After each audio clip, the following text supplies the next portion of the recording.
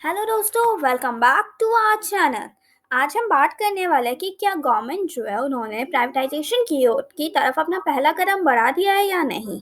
तो गवर्नमेंट, जी हाँ दोस्तों, अगर आपको ये वीडियो पसंद आए तो इस चैनल को जल्द सब्सक्राइब जरूर कर लें और इस वीडियो को लाइक और शेयर भी कर दें अपने फ्रेंड्स में, ताकि और लोगों को भी इस वीडियो के बारे के थ्रू बैंक से रिलेटेड इन्फॉर्मेशन मिलती रहे, प्राइवेटाइजेशन और बहुत सारे रिकमेंड से रिलेटेड। तो चलिए वीडियो स्टार्ट करते हैं। तो जैसा कि गवर्नमेंट जो है उन्होंने वो पहले डिसाइड कर चुकी थी कि इस साल जो है हम इस साल या अगले साल तक बैंक्स को प्राइवेटाइज करने के लिए अपना कदम बढ़ा देंगे। हम बैंक्स को प्राइवेटाइज करेंगे, अच्छे से अच्छी बैंक्स को प्राइवेटाइज करेंगे। और इस पे यहाँ पे मोदी जी भी अपने आप वेबिनार में अपना जो उनका सजेशन है वो क्या चाहते हैं वो दे चुके हैं, वो अपना व्यू क्लियर कर चुके हैं। तो आपने अगर वो वीडियो नहीं देखी है तो आप मेरे चैनल पे जाकर देख सकते हैं।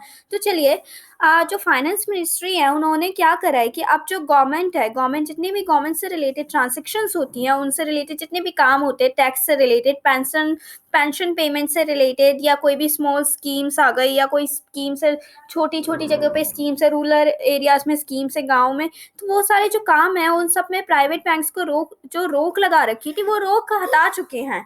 तो फाइनेंस मिनिस्ट्री ने वो रोक हटा दी है और प्राइवेट बैंक्स भी अब जो जितने भी ट्रांजेक्शन्स है बैंकिंग से रिलेटेड, वो उसमें पार्टिसिपेट कर सकती हैं, वो भी कंडक्ट कर सकती हैं।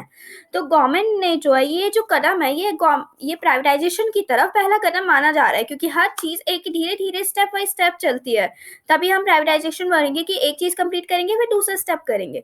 तो जो पहला स्टेप है वो हम इसी को मान सकते हैं कि जो गवर्नमेंट है उसने प्राइवेट बैंक से, एक तो यहाँ जो लगा था रोक लगी थी, उस रोक को हटा दिया है। अब प्राइवेट बैंक भी गवर्नमेंट बैंक की तरह पार्टिसिपेट कर सकती हैं जितनी भी बैंकिंग ट्रांजेक्शन से रिलेटेड थी। तो अब इससे क्या होगा, जो हमारे सूत्रों से खबर मिली है, यानी हमारे जो सोर्सेस हैं उन्होंने कहा है कि जो प्राइवेट बैंक्स है वो क्या है, गवर्नमेंट बिजनेस की तरह ही, जैसे गवर्नमेंट कर रही है बैंकिंग से रिलेटेड बिजनेस, वैसा ही बिजनेस प्राइवेट बैंक्स भी करेंगी। तो ये एक प्राइवेटाइजेशन की तरफ ना उनका पहला कदम है। तो ये जो गवर्नमेंट जो है उन्होंने प्राइवेट बैंक्स को इसलिए अलाउ करा है ताकि जो आगे चलकर जब ये बैंक्स प्राइवेट हों या उस प्रोसेस में हो तो इन लोगों को कोई प्रॉब्लम ना हो, आगे चल के कोई प्रॉब्लम फेस ना करनी पड़े, चाहे वो किसी से भी रिलेटेड, किसी भी स्कीम वगैरह से रिलेटेड कोई भी स्कीम रुके ना, और उन्हें पहले ही से डाटा वगैरह सब मिल जाए, तो ताकि उन्हें आगे चल के कोई प्रॉब्लम फेस ना करनी पड़े जब ये प्रोसेस हो रहा हो, बैंक प्राइवेटाइज हो रही हूँ। तो प्राइवेट बैंक्स जो हैं वो भी अब गवर्नमेंट से जो स्कीम्स है उसमें ज़्यादा से ज़्यादा पार्टिसिपेट करेंगी, तो जिससे उनका जो बिजनेस है वो बढ़ेगा। तो प्राइवेट बैंक्स का बिजनेस ज़्यादा बढ़ेगा। उसके उससे क्या माना जा रहा है, जो हमारी गवर्नमेंट बैंक्स हैं वो धीरे धीरे करके अपना बिजनेस उनका घटता चला जाएगा, तो फिर वो लॉस में जो है वो और ज़्यादा लॉस में चली जाएंगी, और फिर एक दिन ऐसा आएगा कि शायद प्राइवेट बैंक्स खत्म ही हो जाए, वो ज़्यादा प्राइवेट रहे ना। जो पब्लिक बैंक्स है, पीएसयूज है, वो खत्म ही हो जाए, सारी बैंक जो है वो प्राइवेटाइजेशन में कन्वर्ट हो जाए, क्योंकि प्राइवेट बैंक्स जो है वो ओवरटेक कर लेगी हमारे जितने भी ये है ओवरटेक कर लेगी जितने भी बैंकिंग से रिलेटेड, गवर्नमेंट की बैंकिंग से रिलेटेड स्कीम है।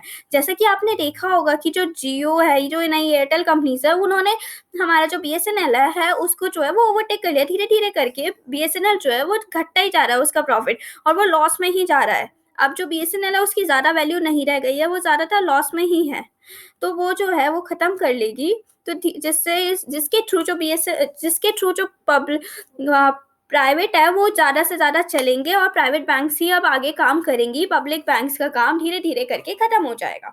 तो देखिए, हमें यहाँ पे लिखा भी है, इस न्यूज़पेपर के आर्टिकल में छपा था कि जितने भी प्राइवेट बैंक्स हैं उनको अलाउ कर दिया है गवर्नमेंट ने, जो बैंकिंग ट्रांजेक्शन्स होती है टैक्स और पेंशन से रिलेटेड पेमेंट्स में।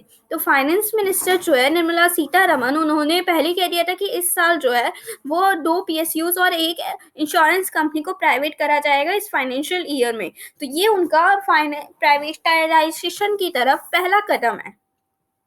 तो फाइनेंस मिनिस्टर जो है उन्होंने ट्वीट भी करा है कि प्राइवेट बैंक्स जो है वो अब इक्वल पार्टनर्स होंगी development of the Indian economy के डेवलपमेंट में, और जो सोशल इंटर सेक्टर इनिशिएटिव्स हैं एंड जो कस्टमर कन्वीनियंस है वो ज़्यादा से ज़्यादा ये भी इक्वली पार्टिसिपेट कर पाएंगी।